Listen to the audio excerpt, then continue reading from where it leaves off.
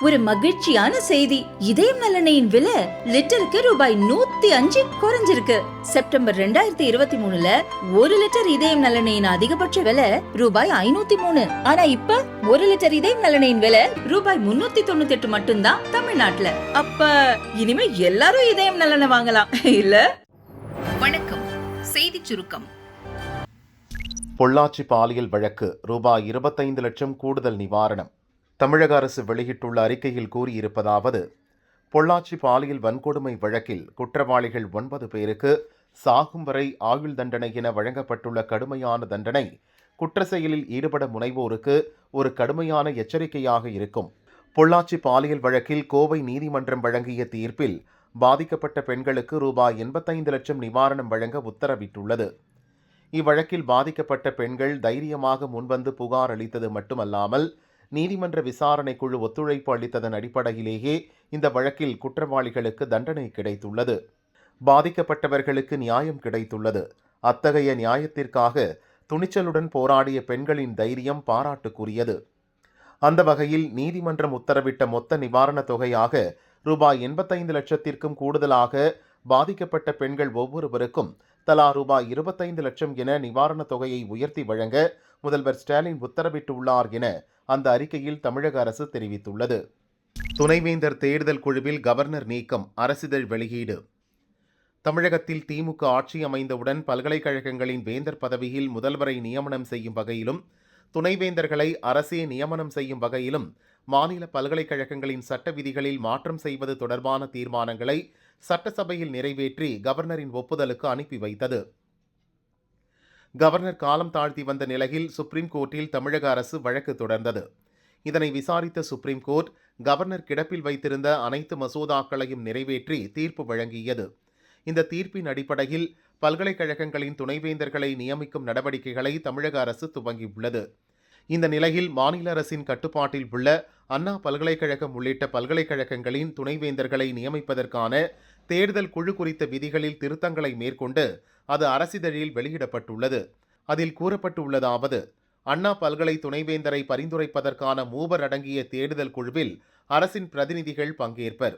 ஏற்கனவே பல்கலை சட்டத்தின்படி இடம்பெற்ற வேந்தரான கவர்னர் என்ற சொல் நீக்கப்பட்டுள்ளது. மேலும் வேந்தரின் பிரதிநிதி அல்லது ஒருங்கிணைப்பாளர் என்ற சொல்லுக்கு பதிலாக வேந்தரின் பிரதிநிதி அல்லது உறுப்பினர் என்ற சொல் பயன்படுத்தப்பட்டுள்ளது. மேலும் கவர்னர், வேந்தர் என்ற சொல் நீக்கப்பட்டு அரசு என மாற்றப்பட்டுள்ளது. அதேபோல் மதுரை காமராஜ் பல்கலை, அண்ணாமலை பல்கலை, தமிழ்நாடு ஆசிரியர் கல்வியியல் பல்கலைக்கழகங்களின் துணைவேந்தர் தேர்தல் குழுவிலும் மாற்றம் செய்யப்பட்டுள்ளது. இதுல என்ன பெருமை இருக்கு? இபிஎஸ் வெட்கப்படணும். கனிமொழி விலாசல். அதிமுக ஆட்சி மீதோ எடப்பாடி பழனிசாமி மீதோ நம்பிக்கை இல்லாத காரணத்தால் பொள்ளாச்சி பாலியல் வழக்கு சிபிஐ விசாரணைக்கு மாற்ற வேண்டிய கட்டாயத்திற்கு தள்ளப்பட்டதாக திமுக எம்பி கனிமொழி சொன்னார். மக்களுக்கு அவர் மீது நம்பிக்கை இல்லை. ஏனென்றால் பொள்ளாச்சி விவகாரத்திலே குற்றவாளிகளை பாதுகாக்கக்கூடிய அத்தனை நடவடிக்கைகளையும் அவர்கள் எடுத்தார்கள். பாதிக்கப்பட்ட பெண்களின் பக்கம் அதிமுக ஆட்சி நிற்கவில்லை. அவங்களுடைய கட்சியில் சில பேர் பொறுப்பிலே இருந்த காரணத்தால், அவர்களுக்கு சில பேர் நெருக்கமானவர்களாக இருந்த காரணத்தால் அவர்களை, குற்றவாளிகளை பாதுகாப்பதில் அவர்கள் மீது வழக்கு கூட பதிவு செய்ய அவர்கள் தயாராக இல்லை.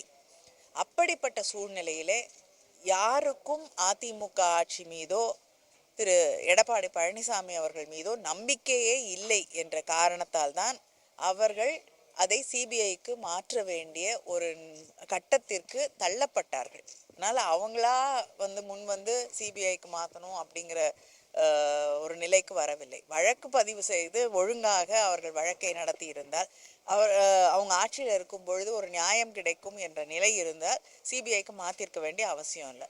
அதனால் சிபிஐக்கு மாற்றினது தனக்கு ஏதோ பெருமை அப்படின்னு நினச்சிட்டு இருந்தா அது வெட்கப்பட வேண்டிய ஒரு விஷயம். திமுக அனுதாபி ஞானசேகரன் மீண்டும் பாலியல் வழக்கில் கைது. சென்ற ஆண்டு டிசம்பரில் கிண்டி அண்ணா பல்கலை வளாகத்தில் 19 வயது மாணவி பாலியல் வன்முறை செய்யப்பட்டார். இது தொடர்பான புகாரில் அதே பகுதியைச் சேர்ந்த திமுக அனுதாபி ஞானசேகரனை சென்னை கோட்டூர்புரம் மகளிர் போலீசார் கைது செய்தனர். சம்பவ இடத்தில் ஞானசேகரனுடன் மேலும் ஒரு முக்கிய புள்ளி இருந்ததாக தகவல் வெளியானது. வழக்கில் ஹைகோர்ட் உத்தரவின்படி 3 பெண் ஐபிஎஸ் அடங்கிய சிறப்பு புலனாய்வு குழுவினர் விசாரித்து குற்றப்பத்திரிகை தாக்கல் செய்துள்ளனர். இந்த வழக்கு விசாரணை சென்னை அல்லிக்குளம் வணிக வளாகத்தில் உள்ள மகளிர் கோர்ட்டில் நடந்து வருகிறது. முன்னதாக ஞானசேகரன் சார் என பேசியதாக கூறப்படும் யார் அந்த சார் என்பது குறித்து சிபிசிஐடி போலீசார் விசாரணைக்கு உத்தரவிடப்பட்டது. அவர்கள் நடத்திய தொடர் விசாரணையில் ஞானசேகரன் மேலும் ஒரு பெண்ணை பாலியல் ரீதியாக துன்புறுத்தியது தெரியவந்தது. இது தொடர்பாக அப்பெண்ணும் புகார் அளித்துள்ளார். ஞானசேகரன் மீது மேலும் ஒரு பாலியல் வழக்கு பதிவு செய்து சிபிசிஐடி போலீசார் கைது செய்தனர். புழல் சிறையில் அடைக்கப்பட்டிருந்த ஞானசேகரனை சைதாப்பேட்டை கோர்ட்டில் அனுமதி பெற்று 2 நாள் காவலில் எடுத்து விசாரித்தனர். குற்றத்தை ஒப்புக்கொண்டதால் மீண்டும் புழல் சிறையில் ஞானசேகரனை அடைத்தனர்.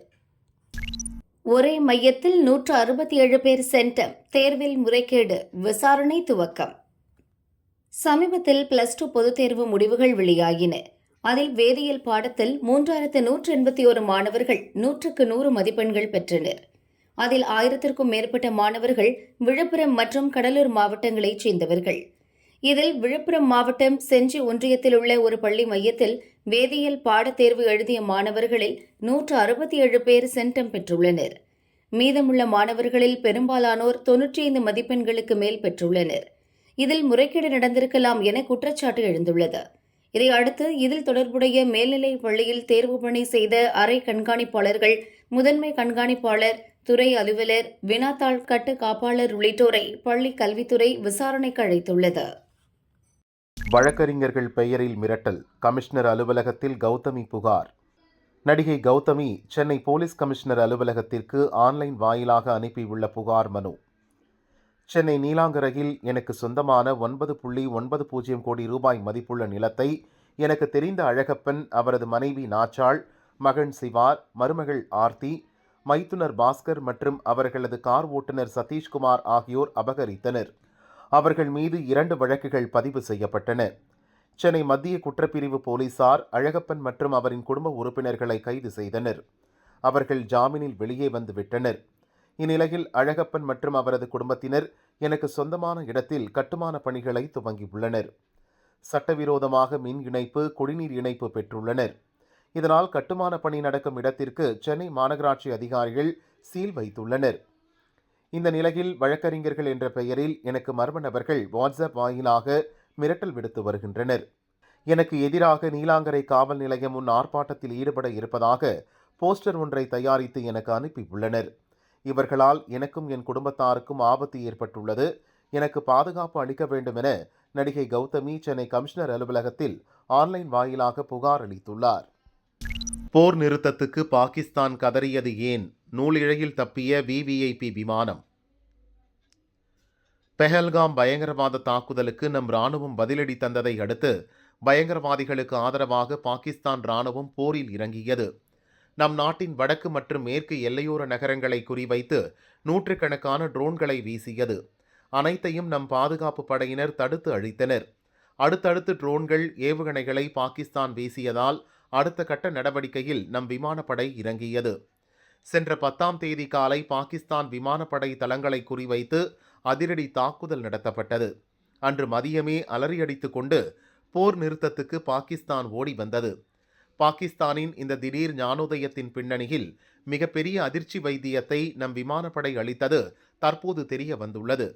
பாகிஸ்தான் தலைநகர் இஸ்லாமாபாத் அருகே ராவல்பிண்டியின் நூர்கான் விமானப்படை தளத்தை நம் விமானப்படை ஏவுகணையால் தாக்கிய போது 435 மீட்டர் தொலைவில் அந்நாட்டின் விவிஐபி விமானம் ஒன்று இருந்துள்ளது.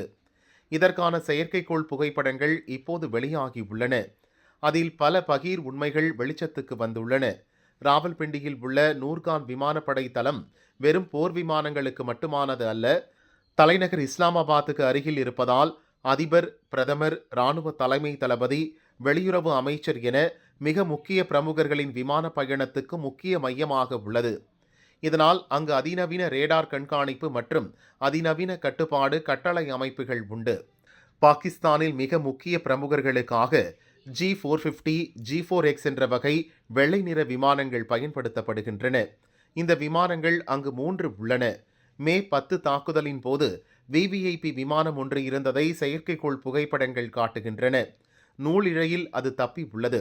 அந்த விமானத்தின் நீளம், வால், வடிவம், பின்புற என்ஜின்கள் பாகிஸ்தானின் விவிஐபிக்கள் பயன்படுத்தும் விமானம் என்பதை உறுதி செய்கிறது.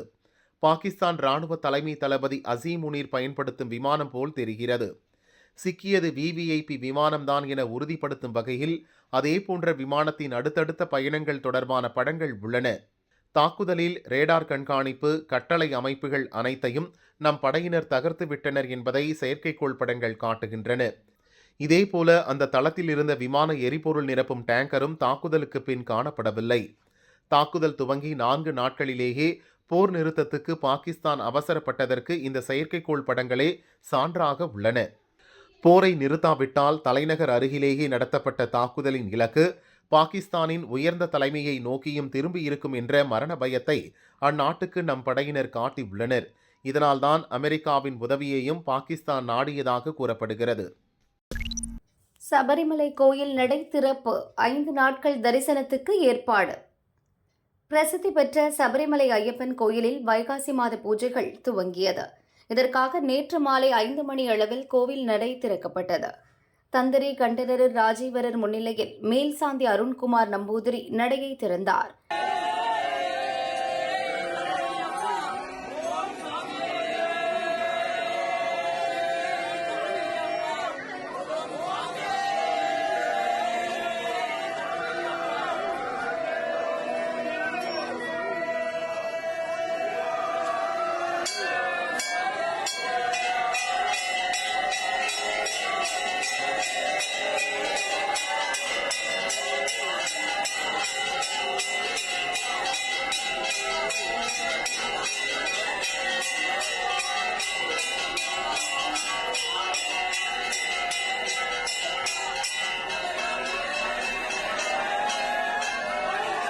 முதல் நாள் என்பதால் நேற்றைய தினம் சிறப்பு பூஜைகள் நடைபெறவில்லை.